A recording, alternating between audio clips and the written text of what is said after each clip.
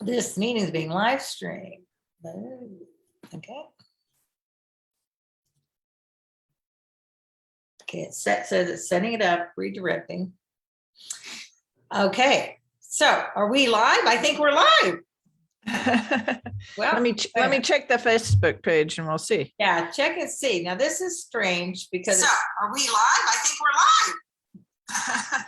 Well, let me check the Facebook page and we'll see. Yeah, check and see. Now this is strange because are we live? I think we're live. Because I'm hearing an echo here. You're on Facebook. Yeah, check and see. Now this is strange because are we live? I think we're live. Because I'm hearing an echo. We're hearing it's like we're on twice. It's you. You're on your Facebook page.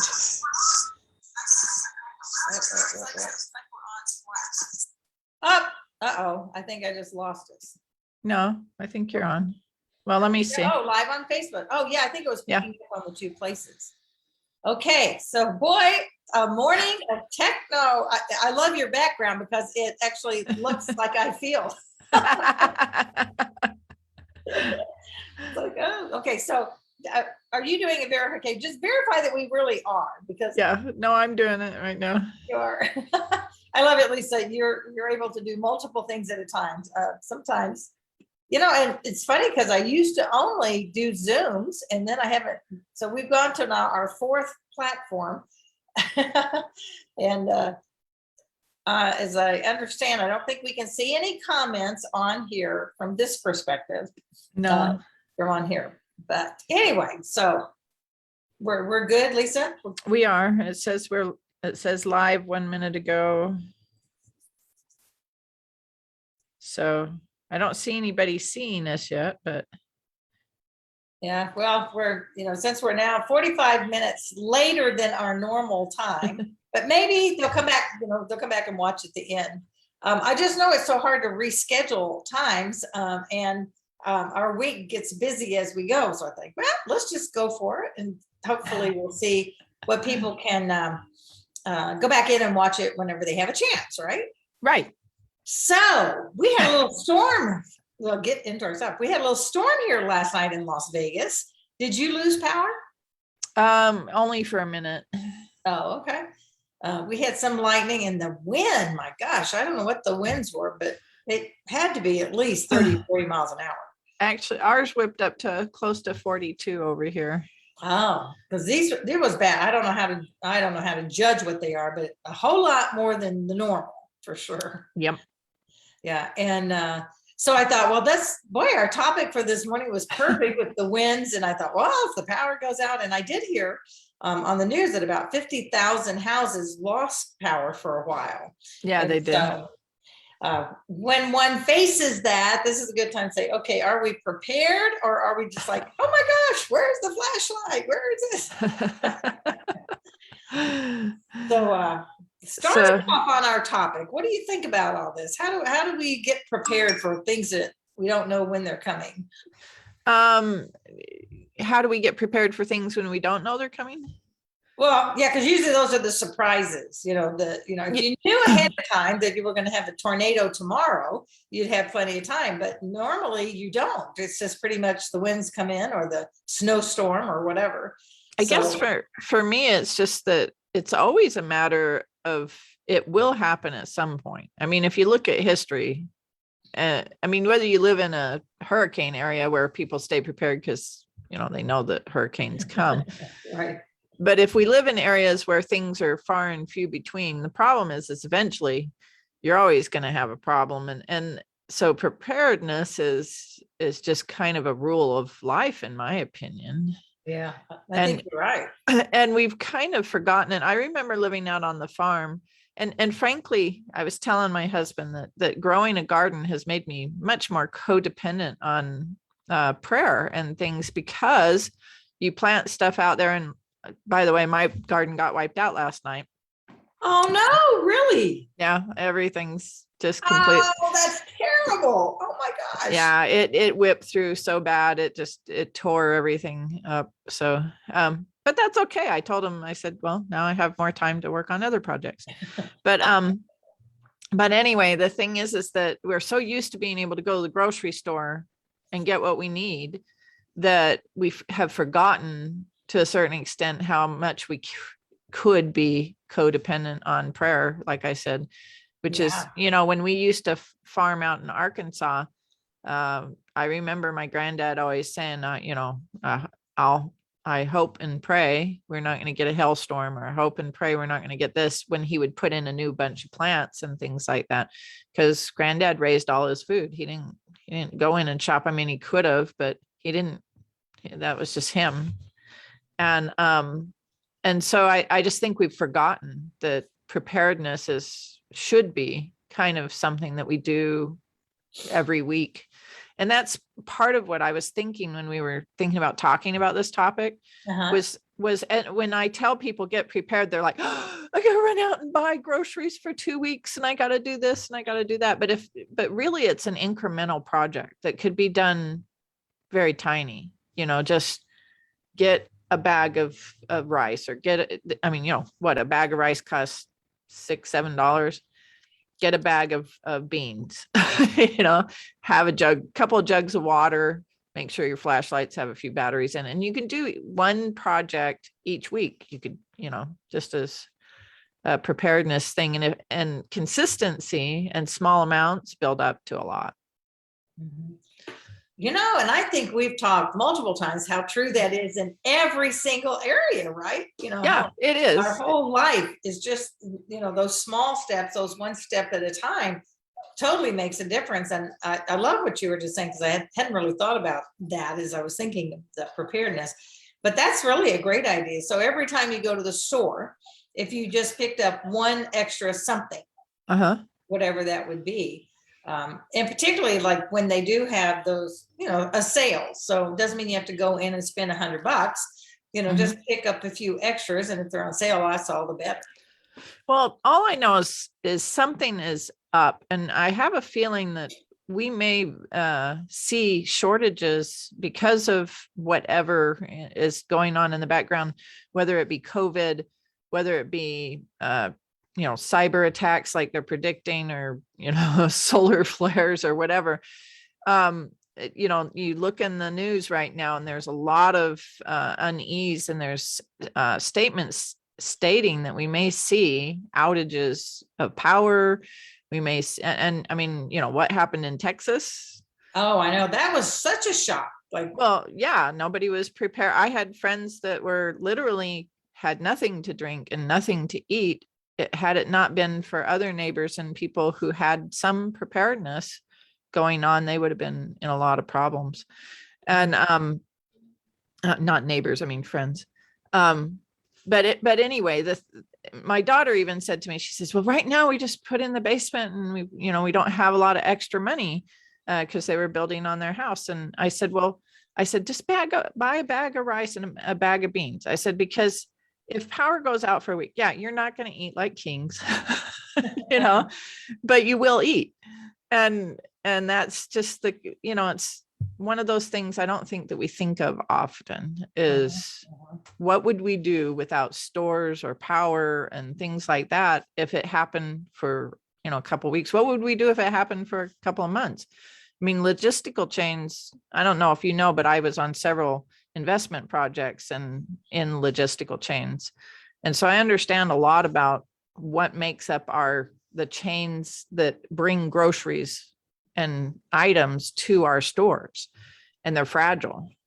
If you mess it up with cyber security issues, you're going to see things as soon as 3 months or sooner in some cases, and they aren't easily fixed. So it could be that if you mess up those logistical chains, you might not see food in the store of certain items. It won't mean everything's out, but if you go to the store and the only thing you can buy is chips and Band-Aids, you've got a problem.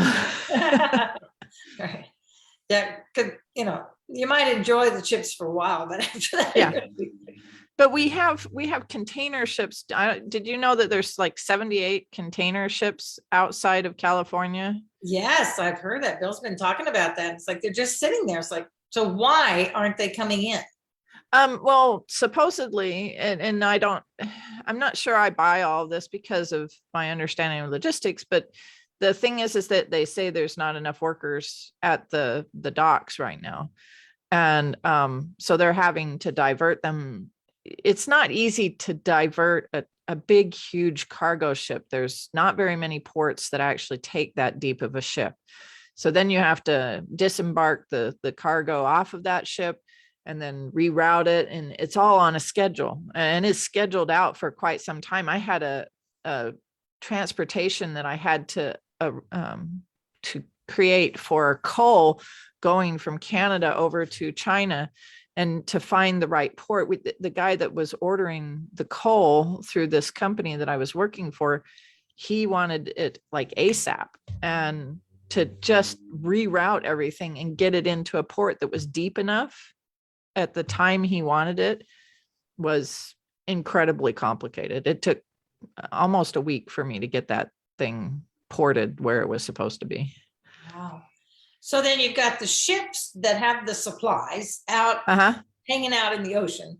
So so you get one in, so then just when you think of like say the logistics of how many people, you've got to have people to unload it, and where they're going to load it to. They're going to put it in a warehouse, or they're going to put it in a truck. Well, then you have to have enough trucks and drivers of the trucks to get it to the stores, to get it, on thing. And I guess that's really in every area that I'm seeing. I mean, everywhere I go, every restaurant from Florida to Texas to Kansas City, every store has help wanted. I mean, it's like this wasn't our topic for the day about preparedness, but that's part of the reason of being prepared, is because as these shortages of employees and people and all of that causes those shortages in the grocery stores. Well, yeah. And let's see, Barry Ann Potter said that my husband says if they make a 2-week contract offer with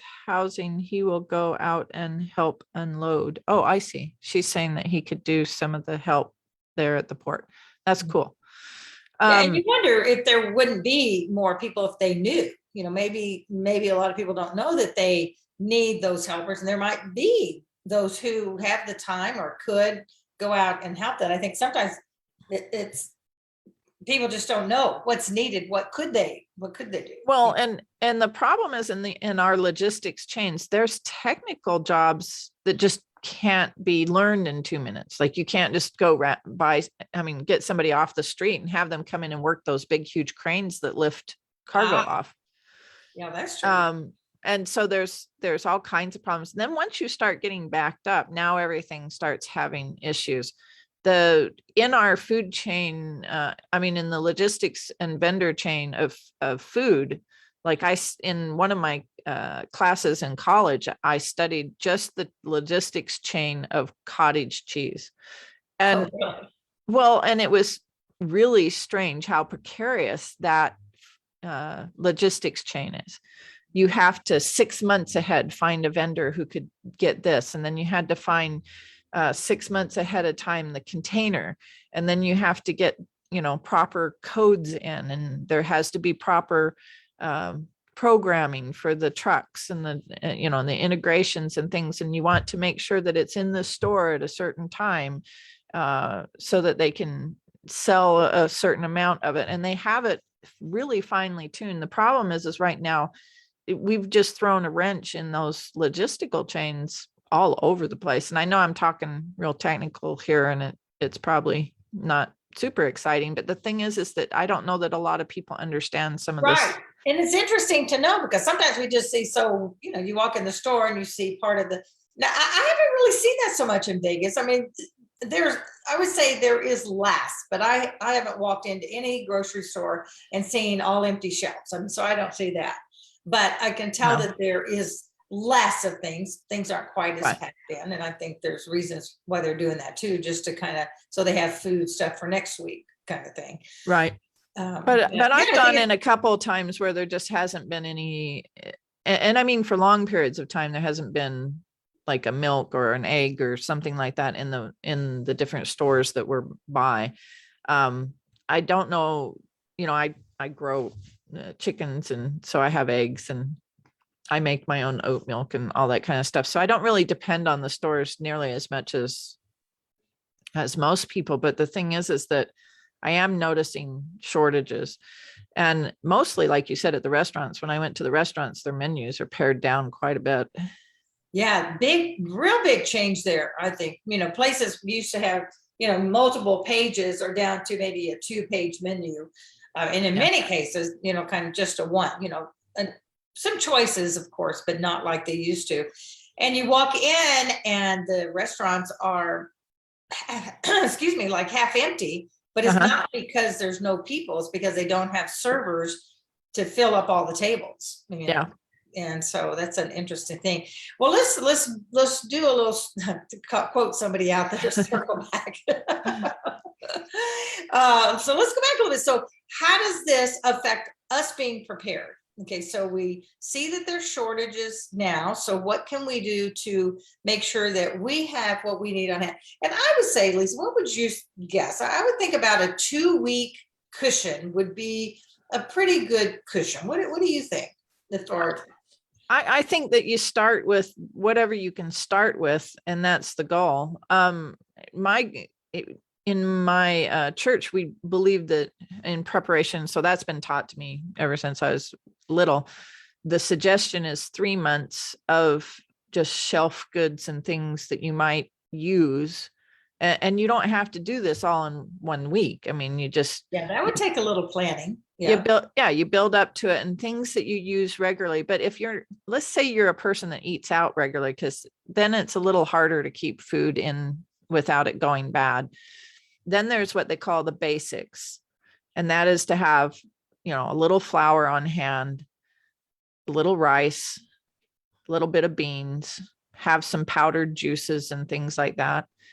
And, those keep for 20 years. And there's even in the store, there's like the packages of soups done by, what is it, Bear Creek or something like that. Oh, yeah. Yeah. Actually, those are pretty good. I've had those. Yeah. You could have cups of powder, the oatmeals that you throw in and do those, or you can just keep oatmeal on hand. That's another one.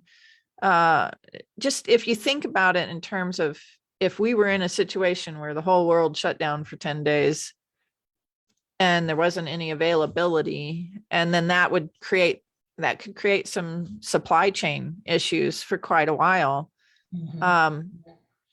Or whatever happens. I mean, whether you're in an area with an earthquake or a tornado or fires or et cetera, those dry goods will go a long way. And plus just a little bit of water.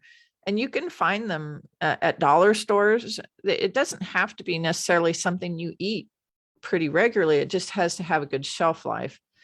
And because I know a lot of my friends at this point, they eat out a lot, or they have, they bring in frozen dinners and stuff. So they don't even keep a normal amount of cooking items in their house. Right. That can be a real challenge. Or if you're single, that can be a real challenge, putting away a food storage for those types of times. But I tell you, if you have the basics like oats and some soups and things like that, you can live a while. It's like I said, it's not going to be pleasant, but you're going to live.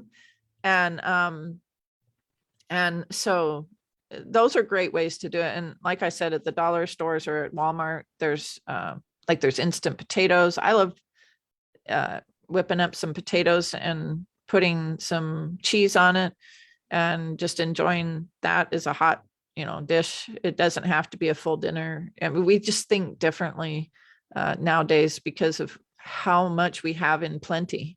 We've been so used to having plenty and never having any want or need ever practically. It says people have to be aware of this reality. This is Denise Tropichelli. Good morning, Denise, by the way. Morning, Denise. I can't see anything on mine. So yeah, no, I've got another screen going. So yeah, I got another screen going here. Well, let's go. So basically my first thought, so last night when the big storm was going and the winds were blowing and we did a couple little flashes, we didn't have anything go totally out. And so the first thing I did was I always keep this little small, it's really a powerful little flashlight that I keep right beside my bed. And just because it makes me feel comfortable. I don't know. Yeah. And it's not big and ugly, it sits there, but that's the first thing. So if the power goes off, I think going down that in your mind, because if first of all, when the power goes out, if it's in the middle of the night, you would like to go to the bathroom or get a drink of water. So have a flashlight handy where right where it is. Because, I guess actually since the pandemic, I've been really much more aware of things like this. And so I actually have this is my little box right here that has, just in case, because I might not remember where the batteries and stuff are. So I wanted to have just a little box of things that were just handy. There's matches in here, and here's my batteries for this ugly flashlight in case I still needs one too, besides my little one. And but I don't leave them in the flashlight because they can go bad inside the flashlight. Right. I've opened many a flashlight and had terrible, bad batteries. Yes, they do, especially here in Vegas. Yeah, and then a little transistor radio. Woo. It's like, okay. I have a little fire alarm because we have a outside. So during the day, I wouldn't be doing this at night when the lights are off. But I can light the grill because if I need to just light the grills, it's a gas grill. So maybe kind of that thing. Okay, so if your power went off today, now in the middle of the day, it's great if it went off in the middle of the day because then you have some time to look around for your matches and your candles. But if it goes off in the middle of the night, so how can we just be a little bit prepared for it? And it may not be the end of the world, although there will come a time when we are hitting the end of the world. And certainly not coming from a pessimistic place, but we know, and I think Texas was the biggest wake-up call for me. Like, oh my gosh, Texas, how could they have ice and snow? And some of those people were without services and stuff for a couple of weeks. It was shocking to me. So I thought, you know what, that made me, because yes, I live in the desert, right? Lisa, you and I both being out here.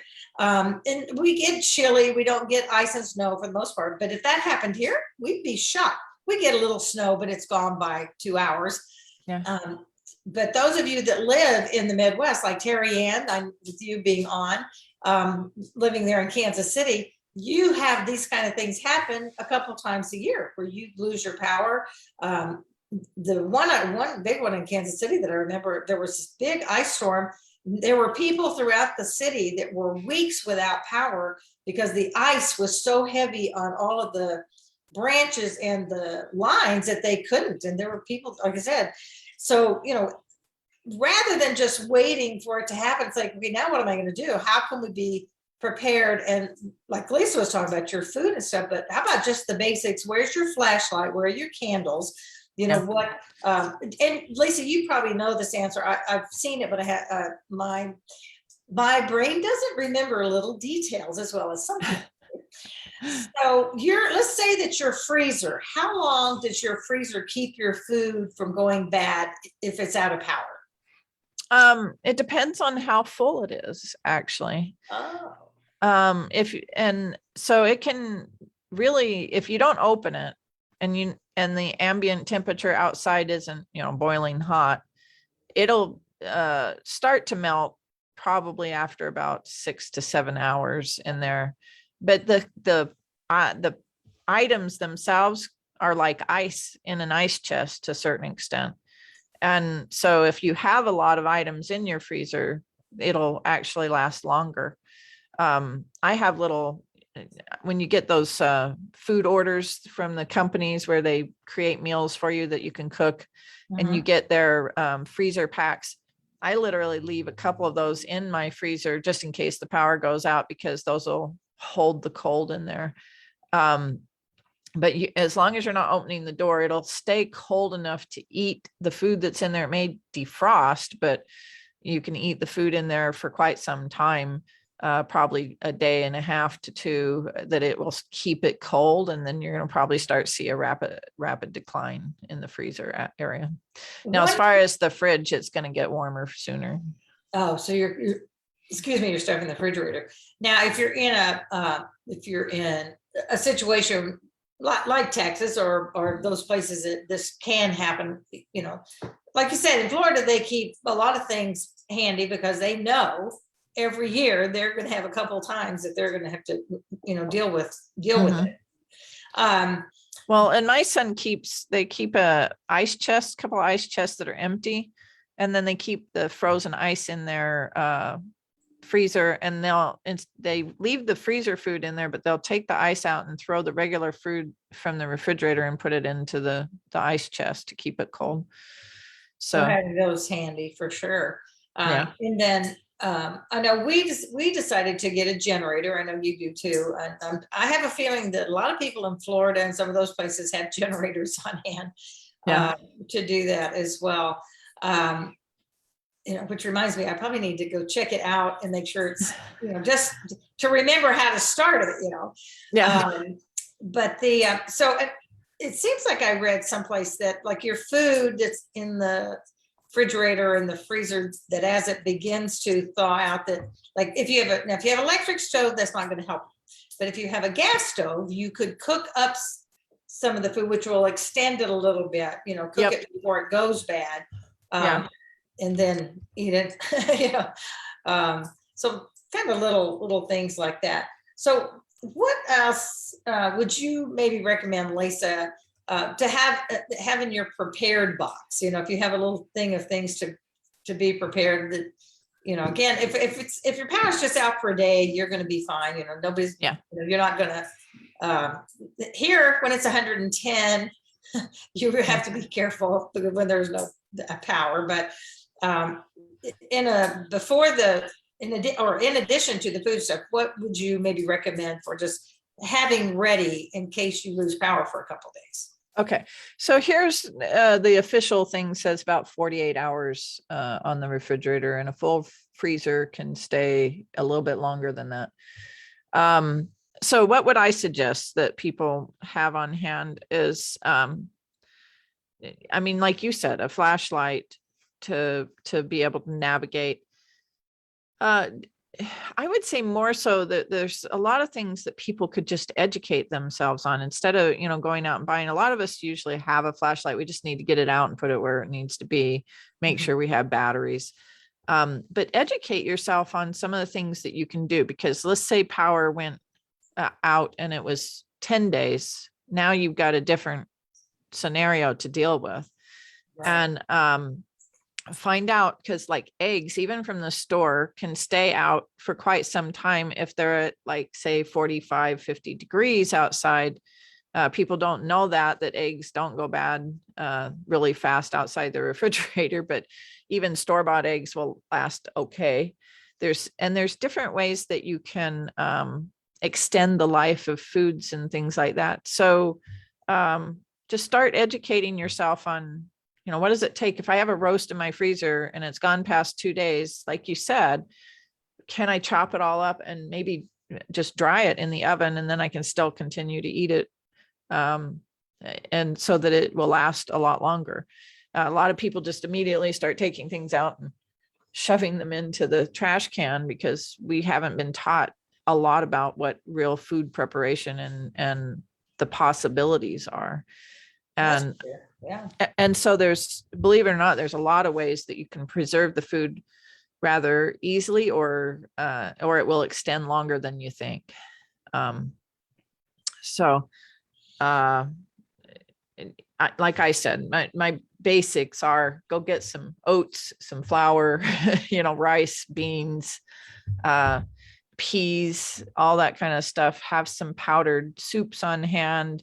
Make sure you've got your medicines. You want to make sure that you're up on your medicines. Don't let them get to the last pill. Those are things like when, power outages happen and they can't get to things.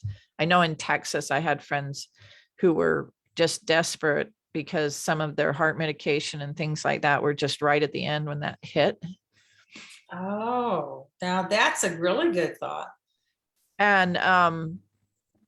And then the other thing is like, do you have gas in your car, or maybe even just a 5-gallon gas can that you prepare and put it in your garage, just because when if we had cyber go down, you will not be able to use your credit cards and things like that. So maybe just a little cash on hand so you can do a few things.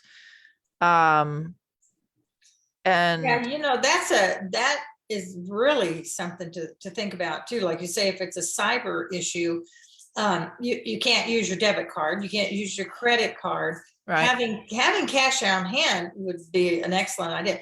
My thing, because I thought, well, if I wanted to head out, if something major happened and I want to get to my kids, the Uh-huh. thing is, my car cannot make it that far. You can't go 2 days of driving in a car. But the chances are the gas stations, because the gas pumps are now run digitally. I mean, and so you would not even be able to get gas. So don't let your car get to the bottom either. I mean, just for in general things. Yeah. But it's like, okay, is there even such a thing as a real gas pump that doesn't work by the computer? I don't know. There is not very many anymore. They can switch over to manual from what I understand in some gas stations, but it's actually getting fewer and fewer. I would think. A lot of our world is run by cyber, and so we would have some challenges if that occurred that would be quite serious probably. But those are, I mean, everybody's like, well, that won't happen, but they will happen. And maybe they won't happen to us, they'll happen to our kids, who knows? But the thing is that inevitably everything has problems and eventually will have major challenges, and we don't know why. It just, like I said, it's solar flares, earthquakes, just different things that affect, and war from other countries can look differently than it did many years ago. We talk about internet 2.0. Well, war 4.0 and 3.0 looks differently. It looks like viruses and computers and all kinds of different types of attacks. So, we don't know that some nefarious country might put down our cyber internet for a week or so until we get it back up and repaired. Those are attacks and things that can happen. To say nothing will happen is to be ignorant of history. Well, hey, we had our own little cyber thing going on this month for yes, we did. An hour or so.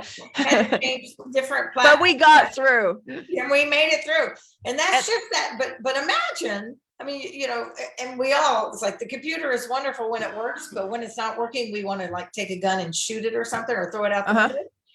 But the days will come. I agree with you. I think there will be a time that'll come that we will have major down. I mean, last week, Facebook went down for 6 hours, and then it was like, oh my gosh. So it's like, okay, let's just all think ahead. This is not being negative. This is not being pessimistic. This is being realistic and knowing that we have a choice. We have a choice to be prepared to take some. One of the things I really thought, and first, I guess that includes phones, right, Lisa? Because I'm thinking, well, if would I even be able to phone my kids? I mean, I don't know. Just depends on what's down. So, phones actually depend a lot on satellite. So just depends on what types of things. And yeah, there may come a time when those have problems. I know everybody laughs, but that's what the Space Force was about, was protecting satellites and other things that are up around the orbit, was that type of thing. But anyway, but on a more positive note, instead of I've been, raining down gloom and doom, is that when we prepare, one of the other things that people don't often think about is get to know your neighbors, and they can be great resources. I went over to my neighbor and I said, hey, if stuff were to ever happen, I have eggs and I have this and I have that. And he's like, oh, well, and I can do this and this and this if, this happens. Oh, that's great. And so, preparedness isn't just about maybe depending on yourself in this lone jungle of life. It's actually about reaching out and saying, we all, if we get together in situations, have different talents and resources, and pulled together could be quite powerful. Mm-hmm. Absolutely. I think that's a really good point. I know we're really friendly with we call them the kids across the street because they're younger than even my kids are, and they have a new baby or whatever. So we keep them in thought, if something happened, I'd certainly want to reach out to them their little baby they have over there, and a few of our neighbors. But that's a great idea too. One other thing, because now some of you, now I'm going to tell you a little story. My mother, who's 92, I talk about her a good bit on here. So I visited her it's been about a month ago, and I was filling out some medical papers for her. And I want you to know, she knew every phone number. So I said, well, I need your doctor's phone number. I said, do you have a little book? No, it's blah, blah, blah, blah, blah. She knew every phone number. She knew my sister's, all of ours. I don't even know my sister's. I'm so used to pushing the button, going, okay, so I push the button for her. I don't have memorized my son's or my daughter's. I don't know anybody's phone numbers except Bill's. And so it's like, okay, so it behooved me. So I did. I went and I hand wrote a list. I could have typed it, but I just wanted to write it down so that I actually have a list of phone numbers in the event that I don't have the phone number. Of course, my wallet got stolen last week with my phone. And fortunately, when I got a new phone, it was up in the cloud. So I got all the numbers back. But again, so you might want to write down the phone numbers of the most important people in your life just to have handy. Yeah. Well, and especially because like sometimes when the power goes down, you can't get to your doctor, and you might not want to get to somebody who actually knows how to take care of something. In Arkansas, we were faced with a lot of tornadoes and things like that.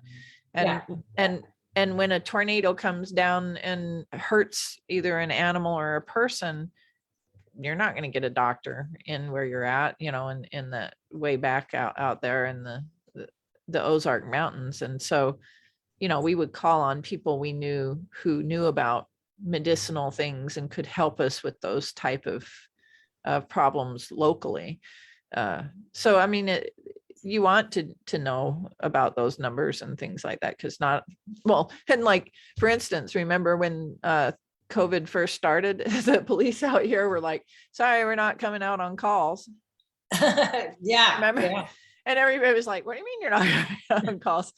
And so it was like, well, if there's not a dead body on your property, we're not coming out. And that was that way for, I don't know, it was like 4 days that they had that in place until everybody started understanding things. So that's what I'm talking about. It's like life throws curveballs at us all the time. Yeah. Yeah. And, but I love that, reaching out to your neighbors, because I think that is really, and I would say too, just that always, and most of us do stay in good touch with our families. I certainly do with my sister, brother, but the more that we kind of make sure we stay connected, and maybe even, if you live locally, maybe have a plan. My sister would try to get here she's up in Park City, and it's only like a 6-hour drive, but we tried to figure out, well, would she even be able to get here? Yeah. Thinking about the gas thing, so, but just keeping in touch and maybe having, a plan. Okay. So if you can't connect with somebody that, who's going to be, instead of everybody trying to get through to everybody, maybe just one person be as soon as power's back on or something, or send, as soon as you can, sending messages just out. It's just being, yep. I think goes back to, and I think this year and a half has really shown us to be more aware and more intentional in the things that we do, and not just kind of, the last, whatever, 15, 20 years, it's been kind of easy just to slide, like you say, there's been plenty in the stores. You can always get anything you want. All you have to do is pick up the phone and call or get them online and do Amazon. You have it at your door. I am just in shock sometimes that things can be there the next day after I know. It's pretty crazy. It really is. It's like, oh my gosh, but that might not be in place. So what are you going to do if you can't get online and order your thing from Amazon? Make sure you have what you want. Well, and like, I mean, we're always dependent on God. And so part of preparation, in my opinion, is also just being mindful that God is watching over us and feeling that peace that he brings too. Absolutely. And, I think that this too, when you feel more prepared, you do not live in fear. Yeah. And true. Fear is what I've noticed the biggest thing over this last year or so. it almost it feels like there's an agenda out there to make us be fearful. It's like the main media stuff is so much about fear. And the truth is, everybody, if you're a Christian, if you believe in Jesus, if you know that God is in control and has a plan, we know the end of the story. We know that he's going to reign and all this other stuff will be gone. But we still are living here in the meantime, right? But that's where you focusing on the hope, keeping, praying for wisdom and discernment on what to, how to handle things that happen. Gives you that peace. Lisa, giving you sorry. Yeah, there you go. You went to peace. Got to end it on a good note, Yeah. So being prepared does not have to be negative. That's what I want y'all to really get from this. Prayer and be prepared. P and P.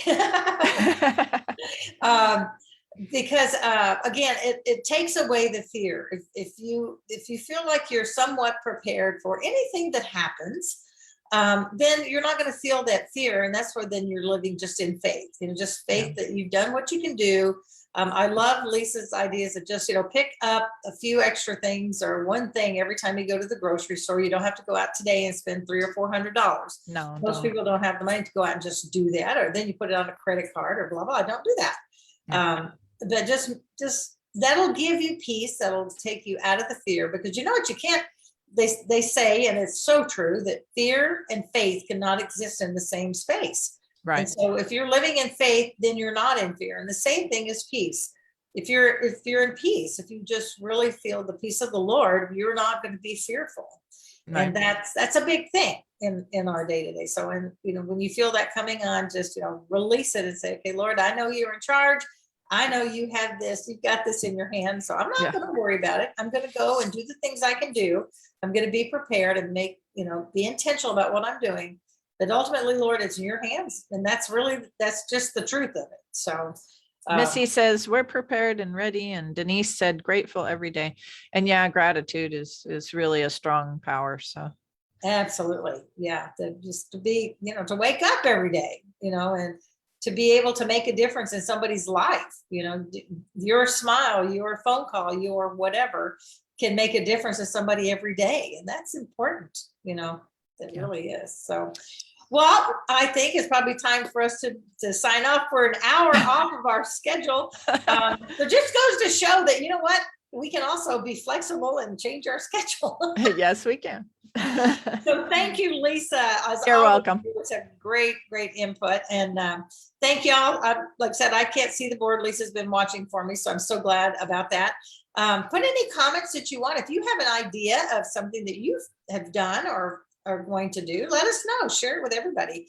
And just I want to thank you again for always being with us. And if you're watching later in the day or some other day, thanks for switching us on. So Lisa, one last thought. Okay. What do you, I'm turning it to you. So what is your one last thought for anyone? Oh, what is my one last thought? Yeah. I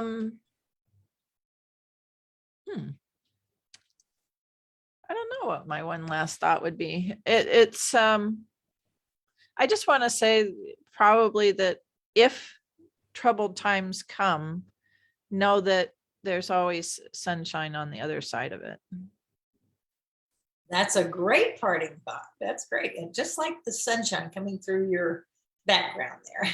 Yeah. All right, everybody. Remember, boy, this perfectly fits for today.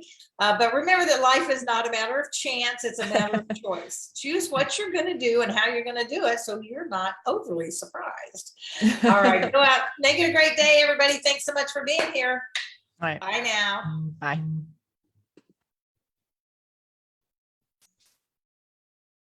Hold on just a second.